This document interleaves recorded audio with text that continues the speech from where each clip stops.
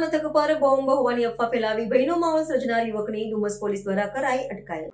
સુરત સ્થિત આંતરરાષ્ટ્રીય વિમાન મથક પર એક યુવાને પોતાની પાસે બોમ્બ હોવાની વાત કરતા ભારે દોડધામ મચી ગઈ હતી.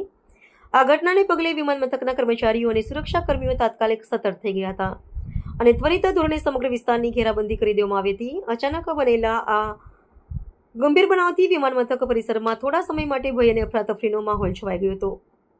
પ્રાપ્ત માહિતી અનુસાર વિમાન મથકની અંદર તપાસ પ્રક્રિયા દરમિયાન આ યુવકે સુરક્ષા કર્મચારીઓને ચોંકાવનારું નિવેદન આપ્યું હતું કે તેની પાસે વિસ્ફોટક પદાર્થ છે. આ સાંભળતા જ સુરક્ષા દળોએ સત્વરે કાર્યવાહી કરતા યુવકને અંકુશમાં લઈ લીધો હતો અને તેના સામાન સહિત તેની સઘન તલાશી લીધી હતી. જોકે ઝીણવટભરી તપાસના અંતે તેની પાસેથી કોઈપણ પ્રકારની વાંધાજનક કે જોખમી વસ્તુ મળી ન આવતા સમગ્ર બાબત માત્ર એક અફવા હોવાનું સાબિત થયું હતું. યુવક પાસેથી કોઈ પણ સંદિગ્ધ વસ્તુ ન મળતા વિમાન મથકના ઉચ્ચ અધિકારીઓ અને પોલીસ તંત્રએ રાહતનો શ્વાસ લીધો હતો અને વિમાન મથકની કામગીરી રાબેતા મુજબ શરૂ થઈ હતી. આ ઘટના બાદ સ્થાનિક ડુમસ પોલીસે આ યુવકની વિધિવત અટકાયત કરી છે.